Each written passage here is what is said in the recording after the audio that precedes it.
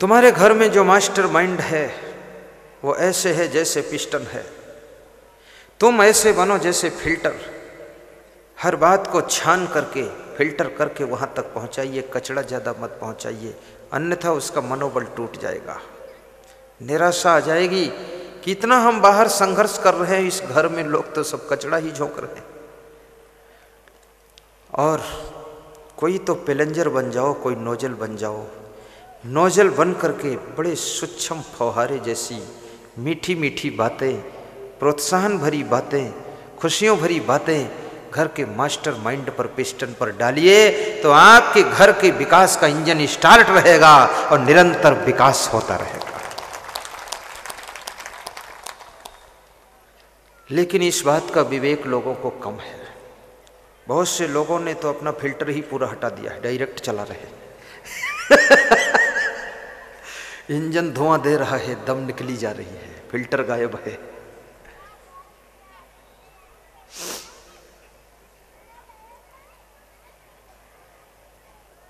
शिक्षक पाजामा उठा लेता है और अपनी पत्नी के पास जाता है।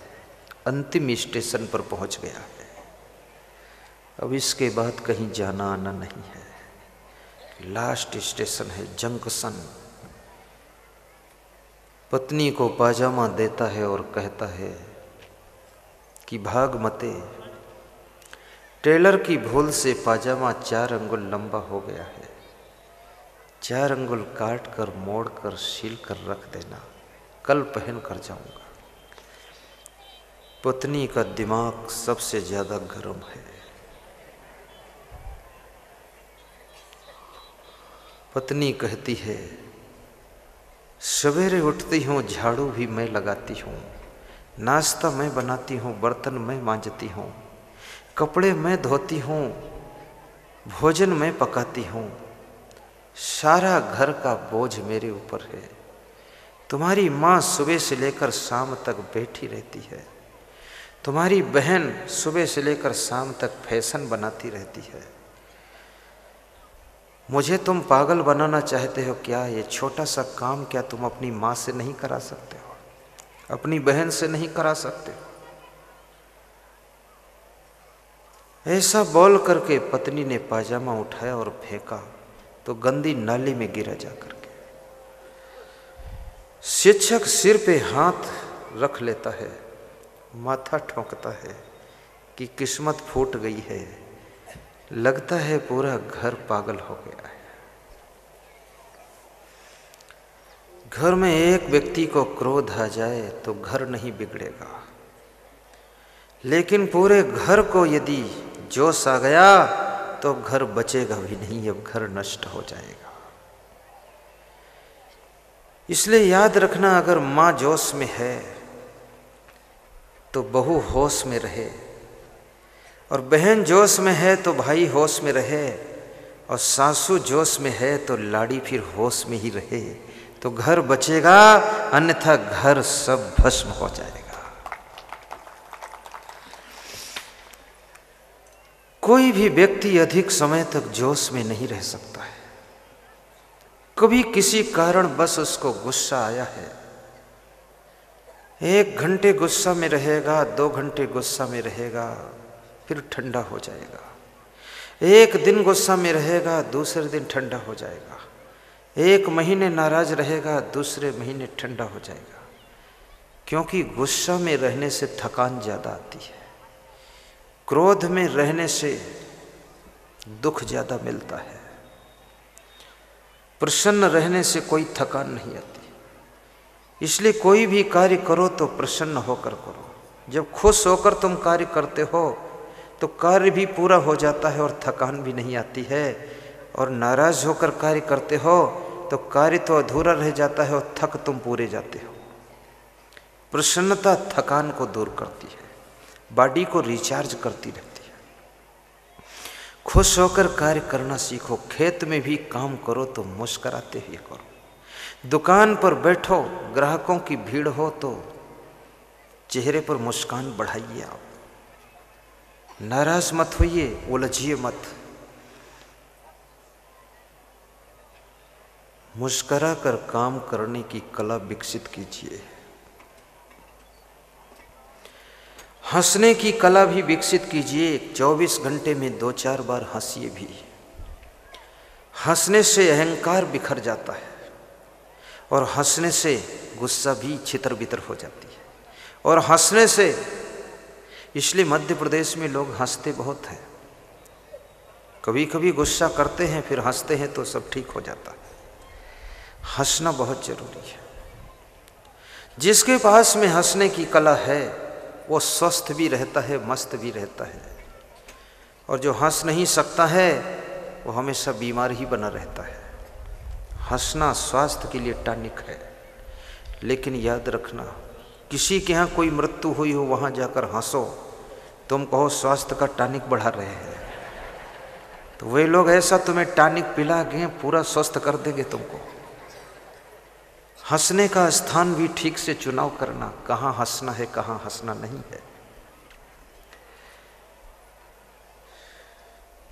शिक्षक का मन दुख में डूब जाता है। सबकी प्रतिकूलताओं को जो सह लेता है वो महान होता है। शिक्षक पाजामा उठाकर खूंटी में टांग देता है, पैंट शर्ट पहन करके स्कूल चला जाता है। घर के डिस्टर्ब से कभी अपने कर्तव्य को मत छोड़ना। दुकान के डिस्टर्ब से घर के धर्म को मत भूल जाना। बेटे के डिस्टर्ब से बाप को डिस्टर्ब मत कर देना। और पड़ोसी के डिस्टर्ब से दूसरे पड़ोसी से डिस्टर्ब मत हो जाना। याद रखना, घर की समस्या दुकान पर मत ले जाइए। घर की प्रॉब्लम ऑफिस में लेकर मत जाइए। घर की चिंता विधानसभा में मत पहुंचाइए। बेडरूम की नींद संसद भवन में लेकर मत जाइए। वहां लोकसभा में बैठ करके मत सोइए, अन्यथा पूरा देश सो जाएगा। डिसीजन सोते सोते लोग ये गलत हो जाएगा। इस भारत देश के कितने नेता लोकसभा में सोते हैं, तो उनसे मैं पूछता हूं बेडरूम में क्या करते हो तुम? वहां सोते क्यों नहीं? बोले वहां चिंता करते हैं। तो ये लोकसभा में सोओगे तो पूरा देश सो जाएगा। जागो नेता, जागो भारत, जागो सांसद। खर्र नींद आ रही है।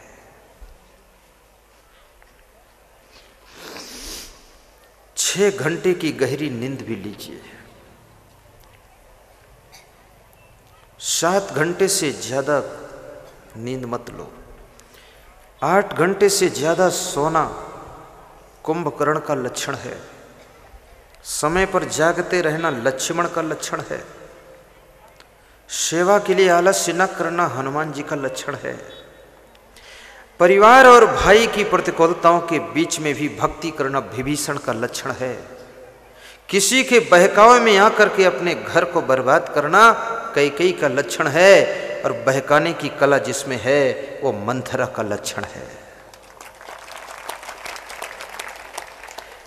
मंथरा बन करके किसी के घर को मत बिगाड़िए। कैकेयी बन करके किसी के बहकावे में आकर के अपने घर की शांति को भंग मत कीजिए। संयम नियम से भी रहो। भोजन भूख से कम कीजिए, चबा चबा कर कीजिए, प्रसन्न चित्त होकर कीजिए। गुस्सा में खाया गया भोजन ठीक से खून नहीं बनाता है, ठीक से पचता नहीं है। प्रसन्न होकर चबा चबा कर खाया हुआ भोजन शरीर में बहुत अच्छा ब्लड बनाता है, शरीर को स्वास्थ्य देता है। भोजन करते समय बातें भी मत कीजिए। मौन होकर मुस्कुरा कर भोजन कीजिए। भोजन करते समय फालतू सोचिए भी मत। और भोजन करते समय मोबाइल भी बंद कीजिए। कोई प्रलय होने वाली नहीं है।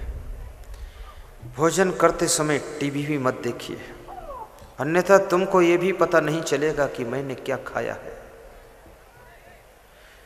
तुमसे कोई पूछेगा आज क्या खाया, तो तुम कहोगे याद नहीं क्या खाया, क्योंकि खाने वाला तो टीवी देख रहा था, केवल हाथ और मुंह खाने में लगे हुए थे। सज्जनों, बहुत विवेक से जिंदगी जीना। संभल संभल करके चलना। जिंदगी चाहिए बंदगी के लिए और बंदगी चाहिए जिंदगी के लिए। शिक्षक प्रसन्न होकर के स्कूल जा रहा है। घर की समस्या शिक्षक के चेहरे को बदल नहीं पाती है। कोई चिंता और टेंशन की रेखाएं चेहरे पर दिखाई नहीं देती। कितने लोग ऐसे होते हैं, छोटी सी समस्या उनके चेहरे पर साफ साफ नजर आने लगती।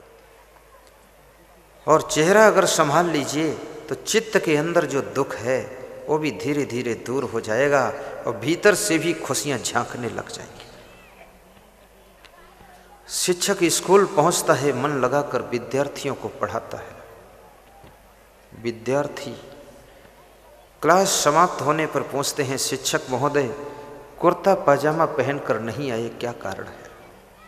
शिक्षक ने कहा कि अभी रेडी नहीं हुआ है। ये नहीं कहा कि मेरे घर की ये दशा चल रही है। अपने घर की दशा, अपने घर की दुर्दशा और अपने घर की समस्या बाहर आउट मत होने दीजिए। शिक्षक घर में प्रवेश करता है, द्वार पर बैठी हुई माँ का दर्शन होता है। माँ के पैर छूकर प्रणाम करता है। जिस माँ ने प्रातःकाल पाजामा फेंका था, मिट्टी में गिरा था, उस माँ को शिक्षक प्रणाम कर रहा है। शिक्षक अपने कर्तव्य को भूलता नहीं है। माँ मुस्कुरा देती है और कहती है, बेटे नाराज मत होना, तुम्हारा काम हमने कर दिया है। आंगन में जब शिक्षक पहुंचता है तो उसकी बहन मुस्कुरा कर मिलती है और बहन कहती, भाई साहब नमस्ते। शिक्षक ने कहा, नमस्ते भी है और समझते भी है। क्या है बहन जी? सिस्टर बोलो। सिस्टर कहती है, भाई साहब आपका काम हमने कर दिया है। शिक्षक ने सोचा आज हमारे घर में आपस में प्रेम हो गया है, सुमत हो गई है। माँ और बहन ने मिलकर हमारे पाजामे का काम किया है। शिक्षक ने कहा, धन्यवाद बहन, धन्यवाद तुमको। शिक्षक कमरे के अंदर जाता है तो उसकी पत्नी मिलती है। पत्नी पैर छूकर अपने पति को प्रणाम करती है और पत्नी कहती है, हे पति देव, तुम्हारा काम मैंने भी कर दिया है। पति ने सोचा, धन्य भाग्य है, आज मेरे घर में सुमति हो गई है, ऐसा लग रहा है। पैंट शर्ट निकाल करके शिक्षक पाजामा कुर्ता पहनकर खड़ा होता है तो पाजामा ना तो पाजामा में रह गया, ना अंडरवियर में रह गया। शिक्षक ने अपनी माँ से पूछा, माँ तूने कितना पाजामा काटा है? बोले 4 अंगुल काट कर मोड़ कर सिल के रख दिया है। बहन तू? तो उसने कहा, मैंने भी 4 अंगुल काट कर मोड़ कर सिल के रख दिया है। वाइफ तू? बोले मैंने भी 4 अंगुल काट कर मोड़ कर सिल के रख दिया है। बोले 4 दिया, 12 अंगुल काट दिया, मोड़ मोड़ कर काटा तो 16 अंगुल काट दिया। अरे पाजामा की हालत खराब दिया, पाजामा ना पाजामा में रह गया, ना अंडरवियर में रह गया। पाजामा की हालत खराब हो गई। माँ क्या तूने आपस में सलाह नहीं किया था? तो माँ कहती, मेरे घर में सलाह कभी होती ही नहीं है। बहन भी सलाह नहीं करती, सुमत नहीं है। जिसके घर में सुमत नहीं है, जिसके घर में सलाह नहीं है, जिसके घर में एकता नहीं है, जिसके घर में प्लानिंग नहीं बनती है, उस घर के काम पाजामा की तरह कट-पिट कर बर्बाद हो जाते हैं। पाजामा की तरह कट-पिट कर बर्बाद हो जाते हैं। इसलिए घर में सलाह कीजिए। यह ऑपरेशन सेंटर खुला है, एक साथ में 10,000 लोगों का ऑपरेशन हो रहा है और फ्री ऑपरेशन चल रहा है। जो इच्छा हो फीस दे दो, दक्षिणा, ना इच्छा हो ना दो, ऑपरेशन कराओ। कैंसर निकल जाएगा, क्रोध का कैंसर, लोभ की बीमारी, शुगर की बीमारी है, ये भी दूर होगी। सारे रोगों को खत्म करने वाला सत्संग है। आज तो हमारे आपके बीच में हरि भजन महाराज का पदार्पण हुआ है। महाराज जी भी बहुत अच्छे हैं। आज उन्होंने दर्शन दिया, मैं उनकी मृदु मुस्कान देखकर बहुत खुश हो जाता हूँ। उनकी तरफ से भी हमको सत्संग सुनाने की शक्ति प्राप्त हो रही है।